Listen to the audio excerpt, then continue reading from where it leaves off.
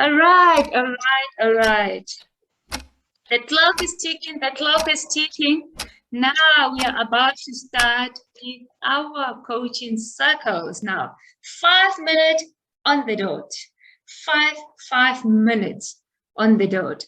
Then at 13:15 South African time, we are starting with the coaching with Rashid Shah.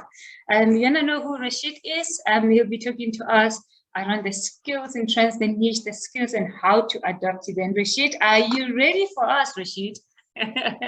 Yes, very much. If you allow me to share my screen, I can, share a little bit more insightful information. Whenever you give me a green light, I'll go ahead. Yes, so Rashid is talking to us around the skills and 5 minutes, five minutes, supply chain trends, the soft skills and how to adapt. Are you ready to adapt? This is a continuation already from the conversation with Sophia. So Rashid, it's 13:14. I'm going to start looking at the clock and I am not going to interrupt. And colleagues out there, if you have questions, please bounce them to Rashid. I think he is ready for us. It is 13:14 on the dot South African time. So you can start, Rashid, with your coaching. Well, thank you so much. And thank you everyone for joining. For people who do not know me, I'm Rashid. I work with Alcott Global as Regional Director. I'm responsible for executive search and selection for Asia Pacific. Couple of quick insight, what I'm sharing and how I get this information. I've been doing supply chain logistics and procurement function from last 12 years, and I speak to global decision makers every day to understand the market dynamics and vision to improve. And this gives me insights on what's next. And this is why I'm going to cover the topic of what are the supply chain trends, soft skills, and how do you adopt them. So let's talk about trends in supply chain and logistics. Lebo, you and Sophia had a great discussion. What I'm covering is basically a highlight of that, but it's a little bit more depth on exactly what the trend is covering globally. And we are going to start with the most obvious one, e-commerce boom. The pandemic has figuratively forced consumers to shop online more than ever, and it's now forcing companies to create new and innovative last mile delivery solutions, such as turning retail stores into fulfillment centers, delivery vehicles into pickup points, passenger vehicles into delivery vehicles, all providing consumers more choices to how to receive their products. Next we have is integrated supply chain. Sophia and you had, just touch upon this point that now it's more than important to connect all the dots within supply chain, right? So you will see this trend almost everywhere. Most companies have tried different systems to get the best pragmatic process in place. And hence the transformation from loosely connected sets of data, processes, and people towards a fully integrated end-to-end supply chain to enhance visibility is now being demanded. Going quickly to the next one, we are going to talk IoT, Internet of Things. I heard again that Sophia and you covered on this, which was amazing. What is happening now is that, Internet of Things is the tracking devices, the sensors, the system to monitor those devices are getting very, very reasonable. So now it's more easy to implement them. And if you're not able to kind of implement them, your competitor has far more data to provide to their customers, so you're going to lose. And this is why this is going to be, at least for next 2-3 years, key point for trends in supply chain. Moving to the next one, this is all about tech, hyper automation, which is actually the latest trend in logistics, log tech and supply chain tech. Hyperautomation involves orchestrated use of multiple technologies, tools, or platform, including and limited to artificial intelligence, machine learning, event-driven software architecture, robotic process automation, business process management, and many more. So anything which is related to software, anything which is related to data management, data recording, analysis, when all comes together and it's all automated, it's hyperautomation. Well, that's actually my definition, layman definition for hyperautomation. Next is cybersecurity. Now, AI, blockchain, IoT is creating much more interwoven areas of vulnerability in system and tools. Hence, focus within corporates to safeguard their future is very essential.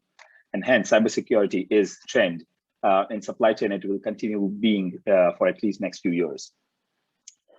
Next we have is demographic changes. As Sophia said, that now companies are not just hiring within locally; they're expanding, and this is actually as I said, it's a double-edged sword. It's positive and negative, depends how you see it. But migration to cities are creating new urban landscapes that are different supply chain and infrastructure challenges. Population in West are facing an ongoing talent shortages as population shrink while the workforce ages.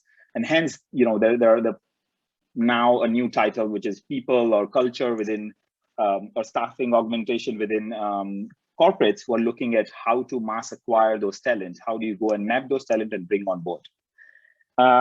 Last but not the least is resilience. When one part of network is exposed to risk, all other are vulnerable to disruption. Focusing on supply chain resilience is conjunction with risk prevention and enabling companies to mitigate adverse events faster than competition. And hence, resilience is now the key. And this is, because of the endemic or pandemic, that this has become the highest trend in supply chain. So now this is, what I've spoken about now is just trends in supply chain and logistics. But what I want to focus now is soft skills trends in supply chain and logistics. How do you adapt to these trends? How do you make sure that you are able to apply for jobs which are next generation jobs or next phase of endemic jobs? To start with, it's business acumen.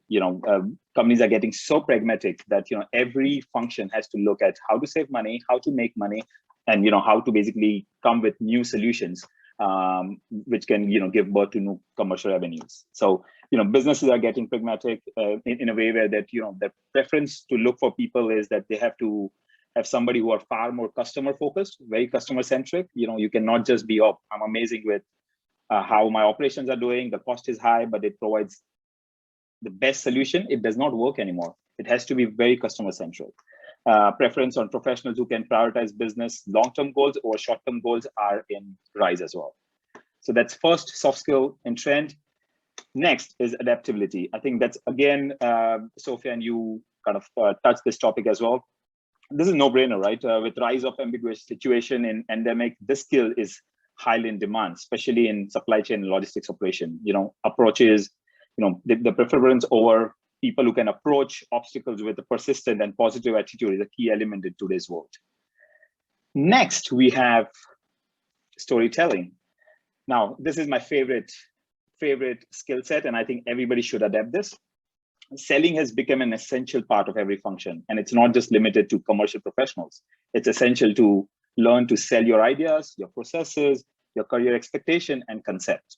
And hence, for me, this is the top skill in demand.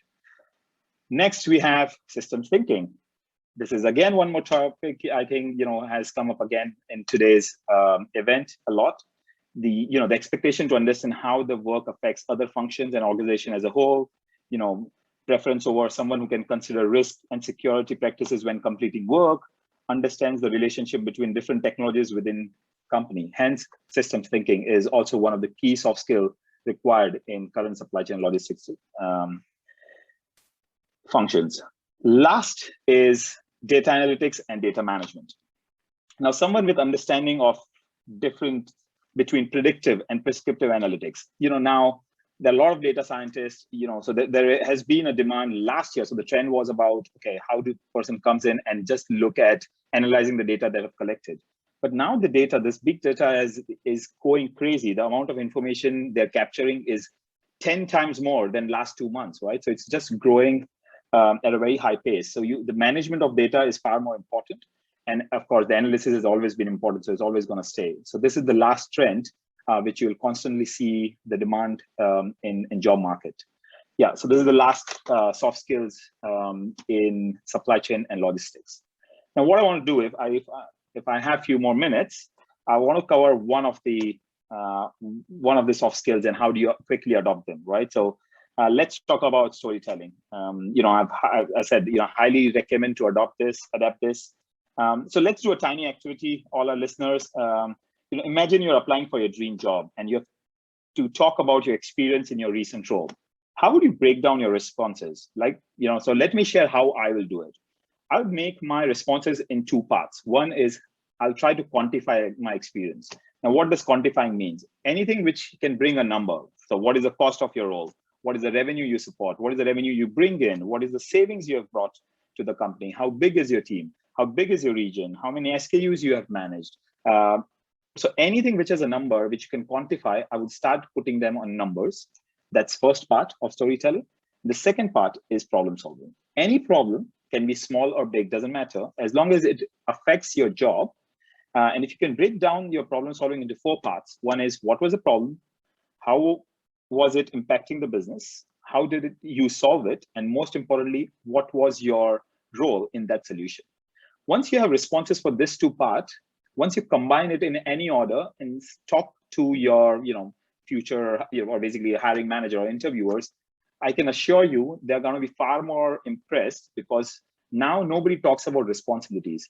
They now look at the JD, now they understand fairly what you do. So what they're really interested to know is, what exactly you have impacted the business, how you have impacted the business, what is the real core value you bring to that business, and if you jump into a new ship, what are you going to bring along? And hence, storytelling is very, very important. And you can use the same concept. You can break down your story in different elements, numbers and solutions. Once you have this 2 parts in your story, I can tell you they'll be able to hear you far more better, and you have a far more higher chances of getting what you want. So this is storytelling quickly. So, again, quantifying, problem solving, and when you tell it, it has to be quantifying, problem solving in any order. It doesn't matter. It really helps. So if you're keen to develop all the above skills, you can reach out to Elcott Global to know more about our learning and development program. For us, we basically break down each trend and skills and give you far more creative solution on how to adapt them. But this was me in 5 minutes. I'm more than happy to answer any questions you have. I'm open to connection. Anybody wants to connect me on LinkedIn, and this is my QR code to connect. But yeah, that's me. Lebo, did I meet your expectation on time? You didn't make the 5 minutes, Rashid. Rashid made it in 7 minutes, not 5 minutes. Got it. Yeah, exactly. I was trying to push myself as much as possible. Hopefully, very insightful information, Rashid, in terms of the skills and the storytelling, which is very important in terms of ourselves, on how you convince people. And it really, in fact, applies across the board. If you want to really have people listening to you, you need to be a good storyteller. And the good storyteller is exactly the pointers that you have shared with us. But you didn't make the 5 minutes, Rashid.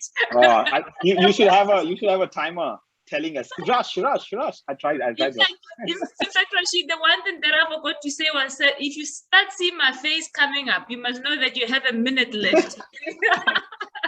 Hopefully we do more of these. So now I know your cheat codes. Definitely we shall. But thank you so much, Rashid, for joining us for this conversation. I know that from Elcott perspective, there's so much work that you are doing around this as part of the work that you are doing, and your role as well in terms of executive search and selection as well, and how you want people to convince you, in fact, from that element perspective. So colleagues, you had it.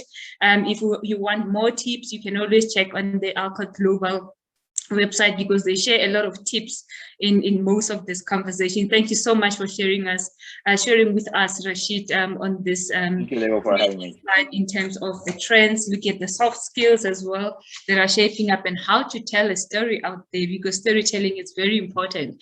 Now we move to our next speaker. I think it will be a continuation of yesterday's conversation with Kia in terms of self-mastery to achieving supply chain excellence. So Kia, I know you are ready for us. You are ready to share the insights and continue with the conversation that we had yesterday. You can continue on your side. Where is that clock? We know that 5 minutes. I think you already know the drill. You had your 5 minutes yesterday, so I think you will be able to keep the time again. So right now is 13:27. Let's see if Kia will be able to beat Rashid. I think Rashid took the cup already. So let's hear what Kia is going to say. Kia is 13:28, so we can start now. Thank you, Lebo, and our fellow audience. Thanks for hosting me once more. Today's session is a continuation of yesterday's session. Let us recap. We were talking about self-mastery to supply chain excellence. We had said that your journey to self-mastery, in order for you to be able to deliver excellence, requires that of professionals and practitioners that resolved, practitioners that are content with themselves. We had said that in the journey to that capability development, character builds excellence, we need to be looking within, and then how do we carry ourselves.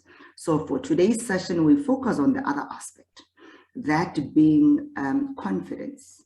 You gain confidence when you are sure of yourself as a product. And that entails your skills, your authority within your make.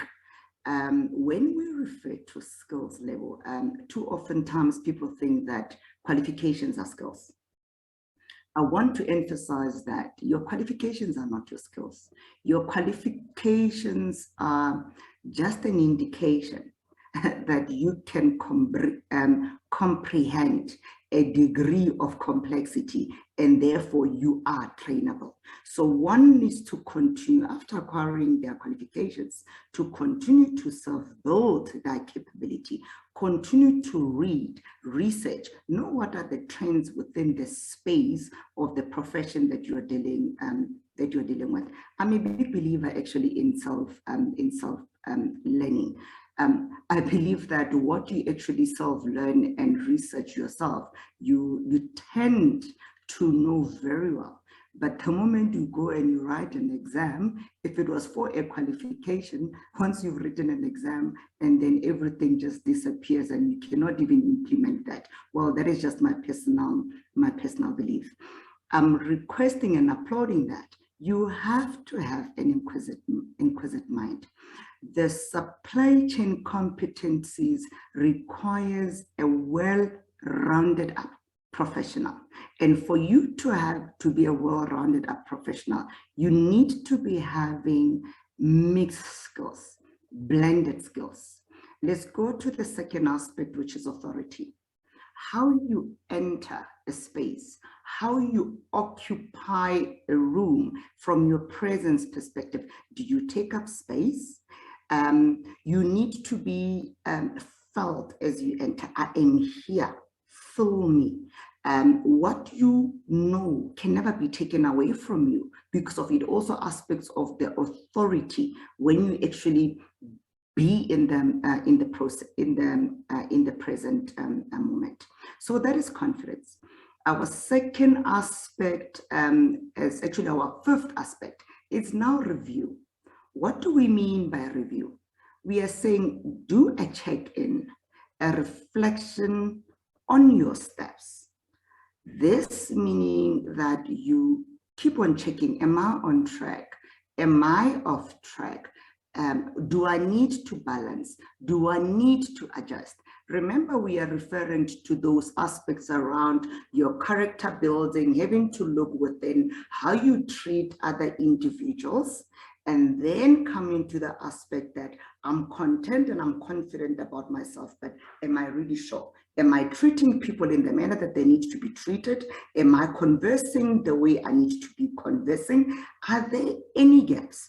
So the crux of this critical reflection process is in mentorship, is in peer reviews, is in coaching.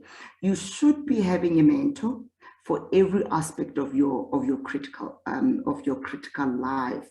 A mentor for your career, for your finances, for your social skills, for your spirituality, whatever are the aspects that are most critical in terms of creating you to create a balance in your entire professional scope.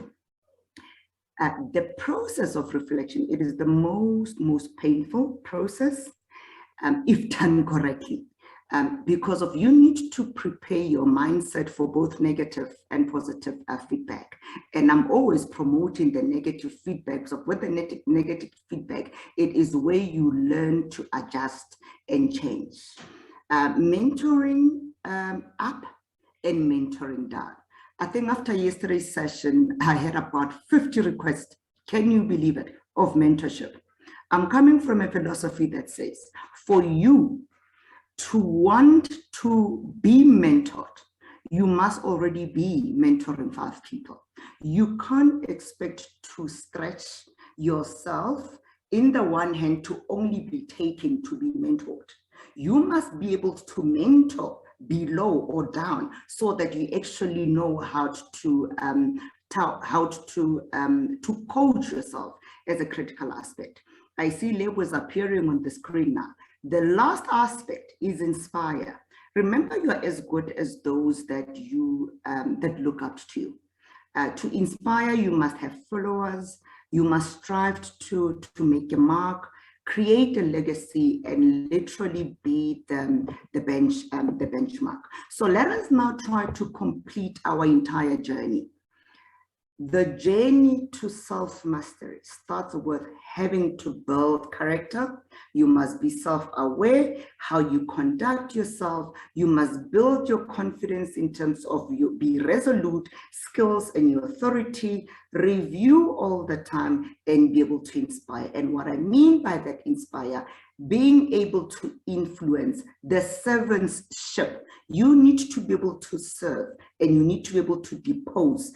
Being able to depose, you are developing the individuals that you are leading that want to look up to you. And that's how you actually then empower the individuals that are out there within the space that you want to influence and how you want to build your character.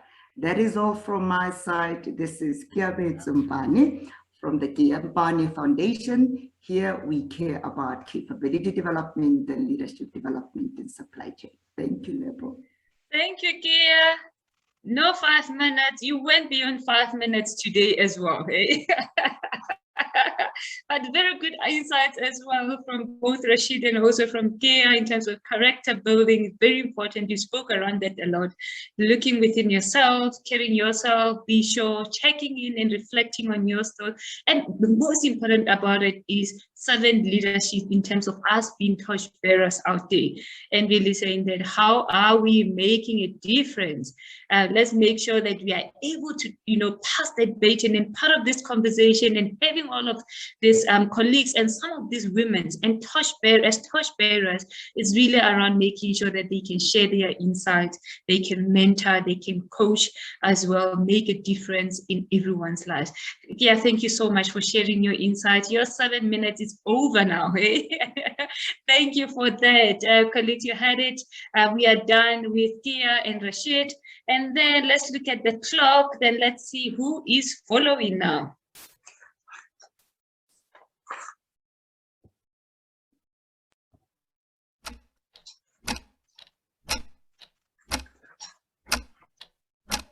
All right. Now, with the clock ticking, we have Colette Yenda, who is joining me on her 5 minutes coaching. Colette, you are under a lot of pressure. Let me tell you that. With everyone now, since yesterday's, I think the person, in fact, yesterday we had 2 of the coaches that made it within 3 minutes. 3 minutes and a couple of seconds. So let's see. I still want to see if there's anyone that will beat the 3 minutes that we had yesterday. So I will be joined by Colette. And Colette, on her side, she will be talking to us around tips to executing value-add enterprise and supplier development programs. Remember, part of the work that we're doing in supply chain really is around ESG. And most of the time, we always have these discussions around ESG, the impact, creating that sustainability. But we cannot develop all the way through. How do we really create such sustainability around ESD program. So who is Colette? Colette is a strategic manager. She has a sound knowledge already in stakeholder management, innovation, transformation. She has and also participates in strategic direction for sustainability initiatives in supply chain management, sourcing, category management, contract management, and so forth. She works for a Gibela Rail Consortium servicing PRASA. She worked for Barloworld, Equipment, Transnet, and some of the organizations in the country. So Colette, I know how passionate she really is around supplier development. This is why I chose her for this 5 minutes quick coaching. And I said, Colette, you know exactly what is happening in ES3 in supplier development. How do we create sustainability? Because we cannot develop and develop. So how do we ensure that we create value add enterprise and supplier development programs? Colette, thank you for joining us. It's 13:39, and I would want you to share with us all the insight within 5 minutes. Let's see if you will be able to beat the time, Colette. Am I putting you under pressure? I think I'll do this in 1.5 minutes. Sure, then let us see. Well, you heard it. Colette will make it in just 1.5 minutes. Let's see if she will be able to. And this is very important conversation, Colette, especially for the service providers and also the small businesses that are participating within ESG programs. I think we've always said that ESG is very critical in South Africa. We need to develop more suppliers. We need to create diversity within our supply chains. But at the same time, we cannot train in all of this organization. We want to see all the small suppliers really graduating, getting to a certain level in terms of their businesses. So it's 13:40. I was waiting for 13:40. Then you can start. I'm not asking any question, and anyone can send their questions on the chat box. Thank you, Lebo, and just greetings, everybody.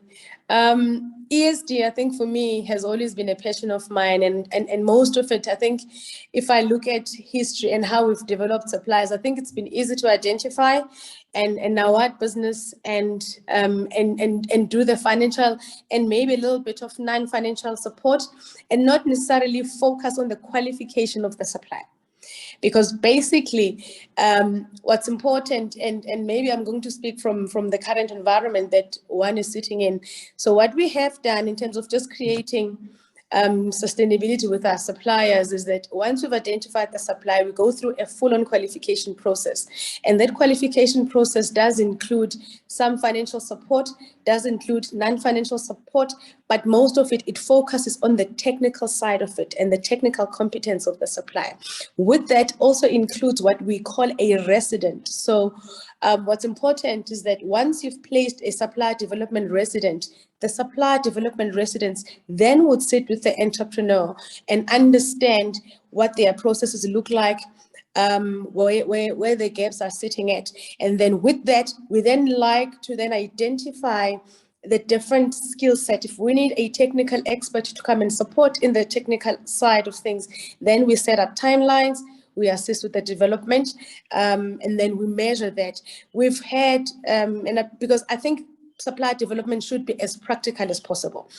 And there's something that we call a quality wall, because you also have to understand where the supplier is in terms of their process, including quality. So we've managed to put in a quality wall within the suppliers, and then we assist them to measure what they are supplying. And I think it's very important. Again, I'm going to keep referring to this point, making it as practical as possible.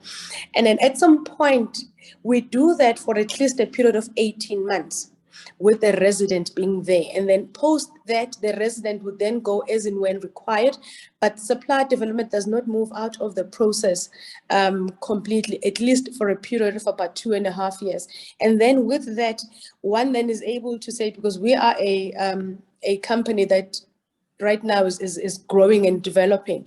What's important is that with all the different partnerships that we have as corporates, and I'm no longer talking from where I'm sitting as corporates, that we then need to be able to open opportunities and assist the supplier that we are working with to find those opportunities. Because once you are certified by us, you then able to market yourself. But we also, from where we are at the moment as well, we're able to say, once you've certified by us, we do introduce some of our suppliers to our bigger suppliers and sub-suppliers, so that when there's an opportunity there, even for something similar, they can subcontract to them. So we've had, and we have, some of the suppliers that we have developed that at the moment are being used across our supply chain by some of our suppliers, because of the amount of work that we've invested in them and the development that we've invested in them, including some of what we call the non-recurring costs that we have invested from equipment and the material that we've bought from them.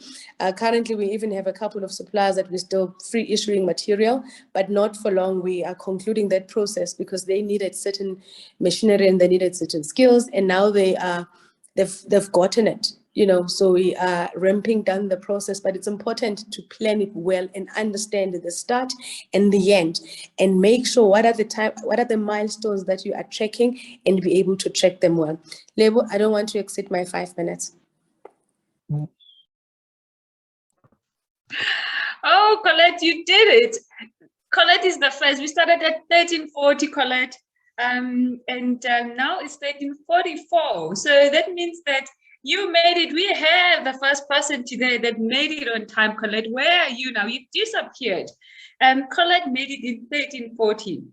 We're talking about sustainable ESD programs, and what we are saying that you can really qualify out of it as an entrepreneur. Colleagues out there, have you got questions to Kia with regards to supplier development? There's a comment coming up saying that developing suppliers is key. From quality department, I'm so passionate about partnership. That is often, and that's exactly what we want, quality that comes out of this ESD initiatives. It's not just about development.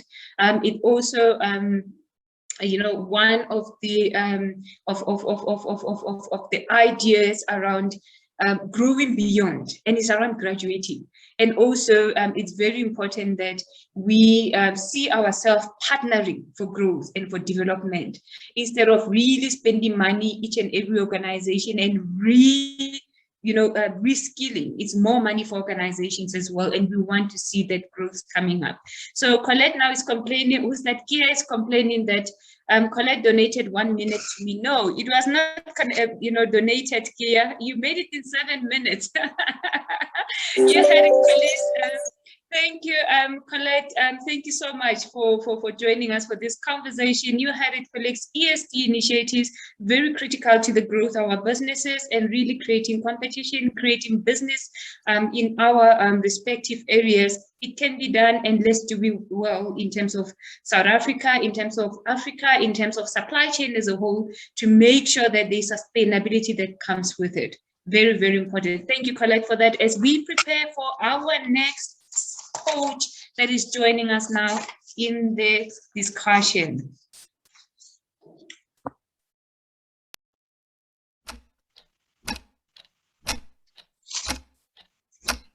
All right, the clock is ticking for our next coach. Mr. Alvin Harris, are you there?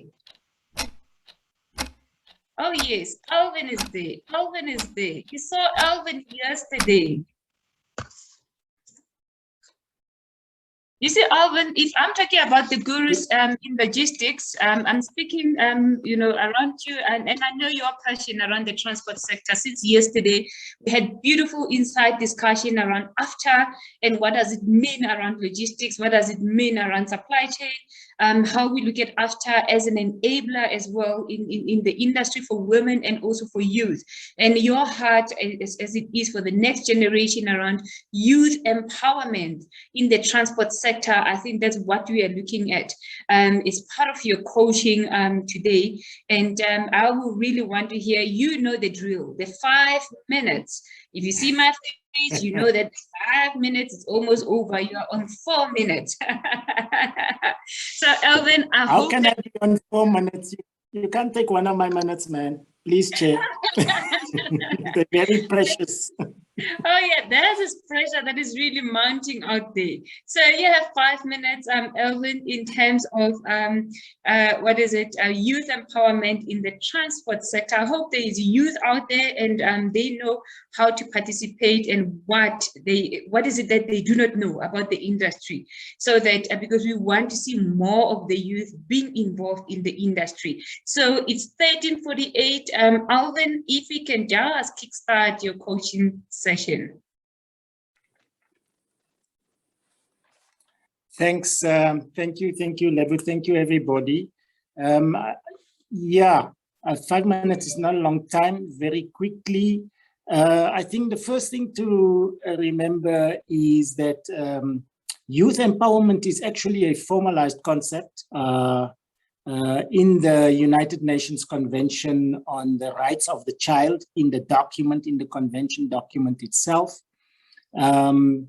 As a signatory, in fact, all countries are signatories to that United Nations Conventions on the Right of the Child, including South Africa. As part of being a signatory, we've got various youth empowerment strategies, policies, programs at national, local, regional level, provincial level. There are NGOs and private sector organizations that have set up and established and are running youth empowerment projects and programs and initiatives. So I think there's plenty of opportunity there for our youth. One of the critical things about the youth empowerment is, it's just that recognition that over the last few decades, 3, 4, 5, 6 decades, we've drifted away a little bit and the youth have lost a bit of their voice in society. So there's a deliberate attempt to usher the youth to get that voice back. So there's specific training that is given to youth in formalized youth empowerment training structures and training and education programs. There are 5 key skill sets that are taught to the youth generally in those training programs. It's about life coping skills. It's about manipulative skills, i.e. not manipulating other people, just using your body in a spatial way to be able to handle things and so on. So it's kind of body, physical intelligence, improving intellectual skills and critical thinking, improving communication skills, and then improving artistic and trade skills. So most of the programs that are out there will revolve around that. When it comes to the youth themselves in the transport, logistics space, supply chain space, one would imagine that the trade skills component of that would be focused. People in the transport sector offering those programs will be focused on those trades and competencies and skills in our sector. But the life coping skills is also critically important, and hopefully wherever our youth go to get that, they would find that. Now, the key really is, even though it says youth empowerment, basically any empowerment is for me more about self-empowerment. And this is the message that I really would want any youth that it's out there to understand. It really is about self-empowerment. There may be opportunities, there may be things on documents, there may be a program in your neighborhood. If you don't go, if you don't show up, and showing up is 90% of what makes successful people successful, is just showing up consistently every day. And whether there's a program or not a program, even if there isn't a program, create your own program. But there are plenty of programs and initiatives out there. And really, it's about you propelling yourself, self-empowerment, sharpening your own sets of skills, figuring out where you are, what some of your shortcomings are. Be honest with yourself. But then understand that you, within yourself, you've got really tremendous capability to achieve, whatever you want to achieve, or almost whatever, not quite whatever. If you are, 1 meter in height, becoming maybe a basketball superstar is not, kind of in your cup of tea. So within some limits, things that we can't do, but there's a lot of things that we can do. But you got to have the ambition, you got to have the drive. I know many of you are tired, many of you are frustrated, opportunities don't seem to be there, but they really are there.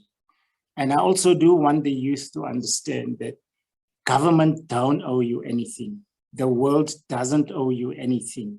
We are all here trying to make the best of what this world has to offer. There are downsides, there are opportunities, there are things that we need to create for ourselves. And the more we kind of look within ourselves and find the strength and power within ourselves to say, I'm going to do this, I'm going to do that, I'm going to do the other. I'm going to organize with a group of people. I'm going to try organize myself and get myself sorted out and get this thing going.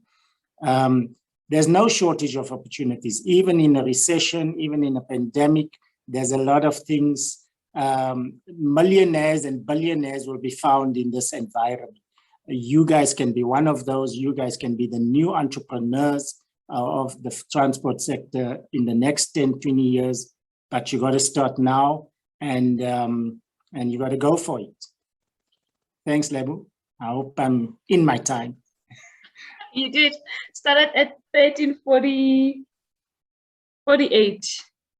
And now it's I think I'm half a minute over. You had it, colleagues. Yourself, youth out there, you have to show up. There's opportunities for you. No one is owing anything. All we can owe you, in fact, we owe you the mentorship, the coaching, and the guide, because that's what we have to do in terms of steering you into the right direction. That's very important, but you need to show up on your side. You can see the keynotes from Alvin that there is youth empowerment programs that you can be involved in. It's about yourself as youth being in charge of your own destiny, but also about your responsibilities. 5 core youth empowerment skills taught through training and education intervention. There's a lot of them. And make sure that in any empowerment is ultimately about self. It's about yourself. Neither the government nor the world owes you anything. But I'll have to say that the only thing that we owe you again is the guide, the lead, the mentorship, the coaching. So you must grab it. There's opportunities for that. And that's exactly what we are aiming to do. And we have spoken, if you saw the video that we played earlier, it's around youth opportunities within Africa Free Continental Trade Area. So opportunities are there. Be involved. Understand all these treaties, all these things that has been signed off that's supposed to be giving you opportunities as youth. So the opportunities are they just show up in this world every day. Alvin, thank you so much for joining us on this platform. So before we move to our next coach, I also want to share what we are doing from AWISCA for the youth and giving them opportunities. Remember, colleagues, in terms of AWISCA, African Women in Supply Chain Association, we do have a youth chapter, and part of our youth chapter is to ensure that we support youth in terms of entrepreneurial and workplace readiness programs, so that you have opportunities out there, you understand what options exist for you. And then from the workplace perspective, we want to make sure that yourself out there as a youth, we help you, we mentor you, we coach you into going to industry, go for site visits, we coach you, we mentor you as well in areas that speaks to career guidelines, making the right choices, internships as well. So speaking to internships and learnerships, if you are out there in industry and you're seeking, some youth that can be in the supply chain environment, either from transport procurement, they're already in the industry, please just make sure that you tap with us, because we have a database of more than 3,000, 2,000 students. Part of what you're doing, we have those relationships, we have MOUs with the universities. And another exciting opportunity that we have for youth in supply chain, there's a webinar that's coming up on the 31st of August, which is free registration. It's one of the opportunities that is there for yourself in terms of workplace and entrepreneurial business programs. And the reason we have that, it's part of the advocacy and the support that we are giving yourself to understand logistics, to understand procurement as well. Be part of it. I know that the team will post it on the chat box, and we will post it. It's already on our LinkedIn, on all our profiles, to make sure on Twitter, Facebook as well. So please encourage any youth out there that is already in supply chain to be part of this webinar. It's only going to be for an hour, 30 minutes. So it's part of us helping you so that you can see the opportunities that are out there.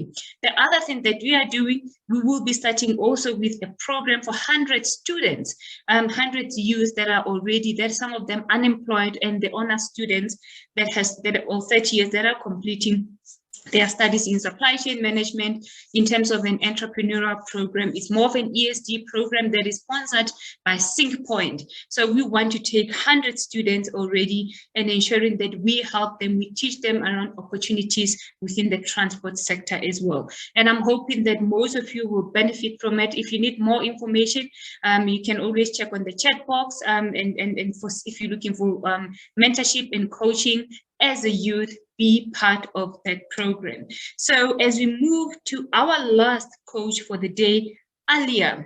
So Alia, I know you've been there and listening. You are our last coach for today, Alia. Hey? Hello, Alia. So Alia is in China right now. And she is, let me tell you about her. She's a passionate pharmacist who decided to be more involved in supply chain. That's what I love.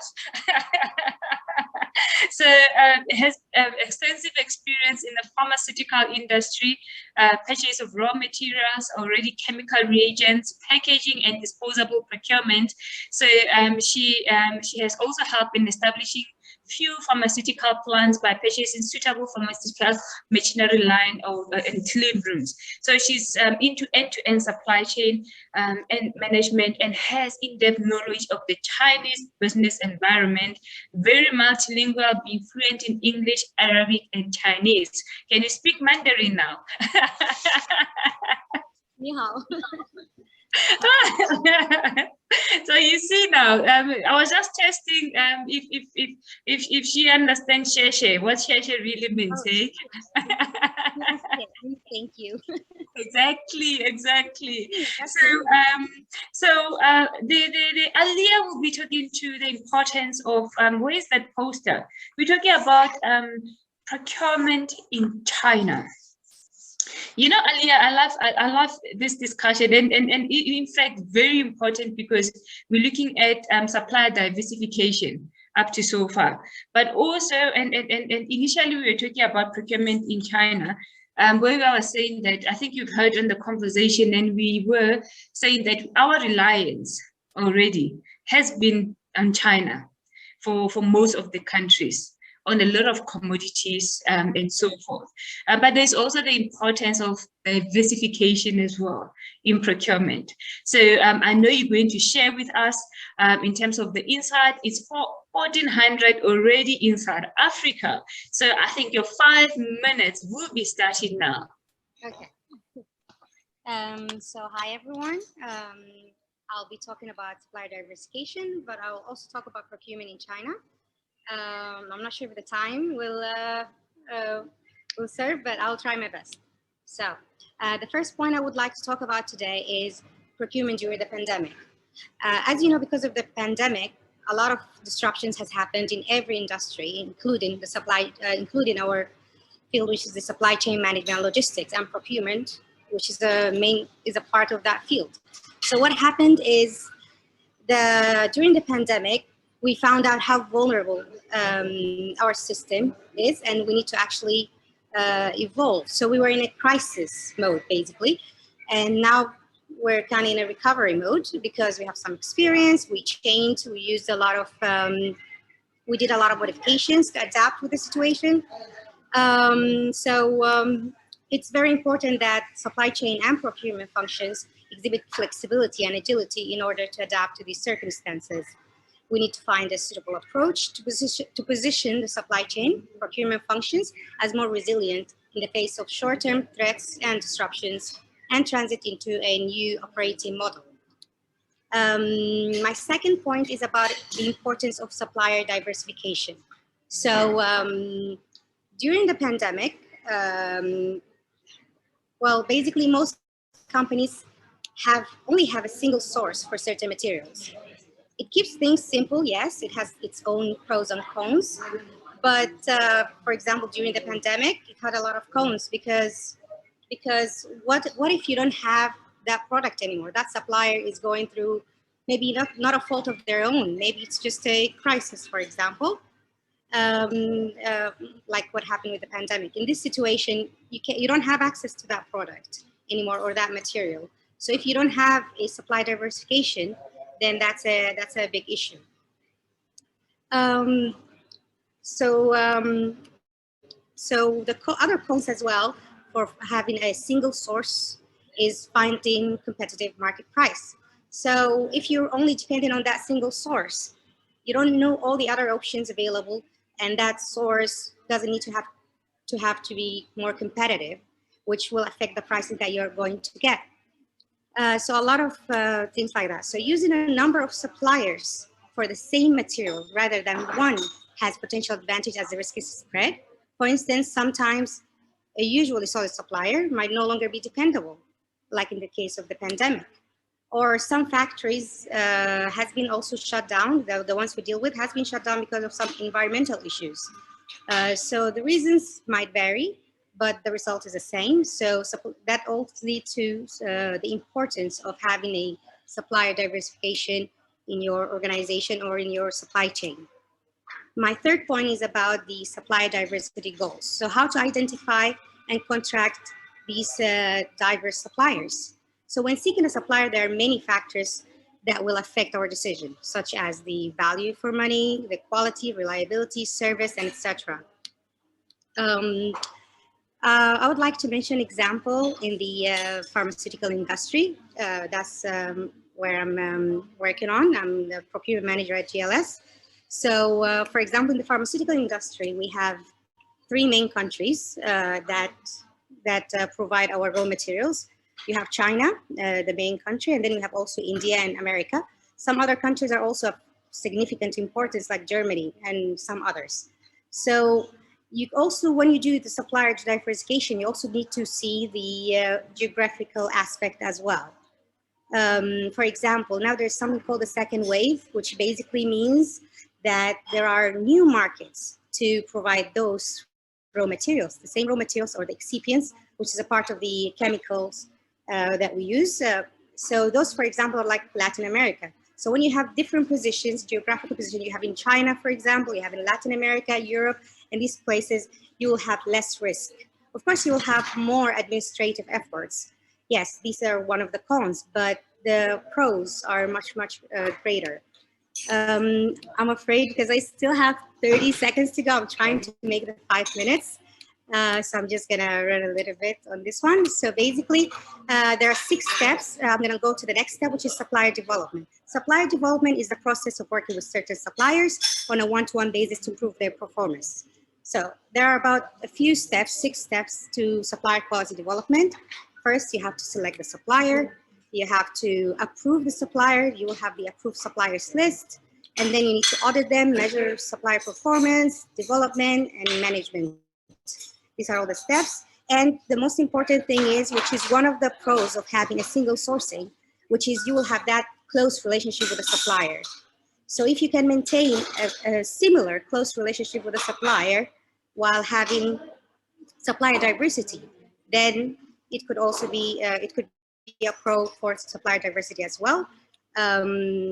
I'm running out of time. So the last one is about some related certificates. There are so many certificates related to supply chain management and logistics. As you know, for example, Apex have CPIM, they have SCORP, they have CLTD, but I want to mention one is about, which is specifically for supplier diversity. It's by ISM, which is Certified Professionals in Supplier Diversity, which is CPSD. So thank you. That will be all for today. If you have any questions, please feel free to ask me. You can also add me on LinkedIn, Alia Omar, GLS Pharmaceuticals. Thank you so much for this opportunity, Level, and thanks you to ASCA for being able to be here and provide such an important event. Thank you. Thank you so much, Alia. I think it's very important to diversify in terms of procurement, and coming from where you are at right now. We've seen that during the pandemic, and we've seen that in terms of your keynotes, the importance of supplier diversification, look at the goals that we need, identifying, contracting diverse suppliers as well, development, which is still critical. And it's very, it's interesting when I look at supplier development, which is one of the conversations that is important as part of the learnings. Having been in China, I think we want to have more insights around how the Chinese have also developed, the supplier base, because, if you look at the supplier base that's coming from China, obviously different qualities and so forth, but just the methodology that has been looked at in that regards, and the certification that is really required. So those are the keynotes coming from Alia, and we will be having more discussion. I know a lot of people are very interested in understanding the Chinese market and how to penetrate it, and how we ensure that we buy quality as well. How do we ensure that we build relationships, and also learnings that are coming from the capacity and the capability coming from Asian countries as well. So thank you so much, Alia, for joining us for this discussion. Anyone that wants to link up with Alia, she is on LinkedIn. Thank you. Thank you for having me. Thank you. Thank you.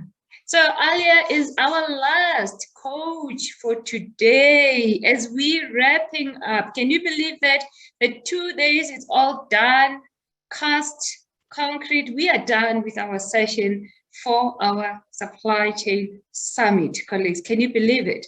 How did you find the summit? Has it been insightful? How would you want us, and what is it already that you want us to focus on going forward? Because yes, we're always going to have additional dialogues on a monthly basis. We have those, that's what we've been doing. But also now with the dialogue coming up next year on the Supply Chain Women Summit, would you like to participate? Do you want to be part and process of this? Do you want to coach? Do you want to be, a mentor out there? We are fully open for that, because if you want to be a mentor as well as part of supporting AWISCA, African Women in Supply Chain Association, remember what we said, let's step forward, let's ensure that we become thought leaders and support others in terms of coaching. And that is really the idea of the coaching circles, ensuring that we can get to quick sessions that are straight to the point. We cut into the chase immediately. So we are looking at mentors, we are looking at coaches out there, which my team will be posting already on the chat box, to be a mentor, to be a coach as well. And also we've already posted, if you're a youth out there that needs to be part of our webinars that we are having, because that's exactly the seed that we want to plant out there. So I'm hoping that the sessions have been insightful, colleagues. We always wished to have the live sessions with yourself, but unfortunately, we know because of the pandemic, we will really find as many ways of reaching out to yourself. We are available, in terms of our email, our website as well.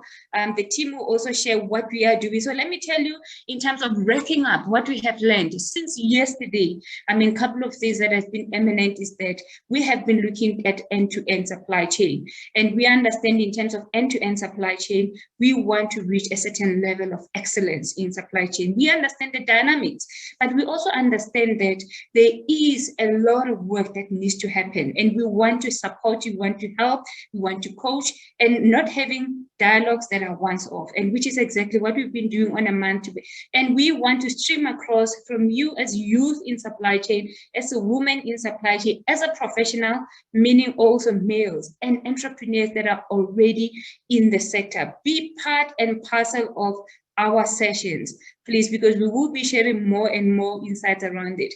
And just really wrapping up, let me tell you some of the discussions that we had was really around reimagining and achieving supply chain excellence in terms of how we prepare ourselves. How do we ensure that within this supply chain, we are prepared from the upskilling and we have an open mind as well. And we also had a discussion really around supply chain skills transformation as well, which has been critical around that. We looked at the skills of the future as well in terms of how supply chain has totally transformed. We have also looked at digital transformation from the logistics perspective, how it can assist you in really optimizing your supply chain. We spoke around the global emerging trends and challenges that are facing the industry, looking at maritime as a whole. We know that maritime is another monster that we are dealing with. So we have shared some insights around that already today. We spoke around supplier relationship management, how we leverage on that for managing the risks in supply chain. We also spoke around the skills and the trends, the CPO analysis in terms of the future of supply chain. So a lot of insight, but the most other important part is ethical supply chains, which we know that it continues to be a challenge in procurement. We have seen from the Corruption Perception Index how all the countries are being measured. If you don't know it, just go to Corruption Perception Index, then you will see where your country is sitting at. It's across the globe as well. And the reason I'm really summing this up, colleagues, is really now moving towards the most important topic around globalization and how we want to build Africa. From the Africa Free Continental Trade Area, we need certain capabilities, we need certain skills, we need to collaborate, we need to be able to work together to be able to build the supply chains that we have in South Africa. We spoke around sustainability also, beneficiation as well. And the most very important, key capabilities to take us to the next level. So that's exactly how our summit has been structured to really allow you. We did not touch everything. However, I think the base of what you've heard is really what is very key, and that's what's very eminent in the current supply chain. And yourselves as women out there, I've got a passion for mentoring and coaching women as well. So I'm saying to you, let's lift up the baton as well. Let's make sure that as it is, we participate. We are the ones that are also transforming and leading. And to the male counterparts that are part of this discussion, especially in logistics, please continue coaching and mentoring, and because we need that support. That's the only way to have the level of advocacy. So we wouldn't have done this on our own. We have been able to do this with our supply chain partners. As you can see them on the screen, we are grateful for their support in terms of the work that they are doing and really supporting us in this initiative. But I want to firstly thank you as the audience that has joined in. Unfortunately, on LinkedIn, after 4 hours, we cannot stream directly. So we will be loading this recording, especially the coaching part on LinkedIn. The other part, I think everyone was able to log in from LinkedIn directly. At this point in time, only on Facebook and only on Zoom are people able to see the entire conversation. So I want to thank all the audiences, the questions. We are there to support you. Thank you. Thank you for being part of the discussion. And to our mentors, to all our coaches as well, the speakers that has been part of this platform. I'm grateful, and I'm grateful for the work that you have done. Unfortunately, not all the coaches and the speakers are here, but I would like to have, I can see Alia is there, Colette is there, Kia, if you can just show your faces. Looks like some of the coaches are not there. Where's Kia? Colette?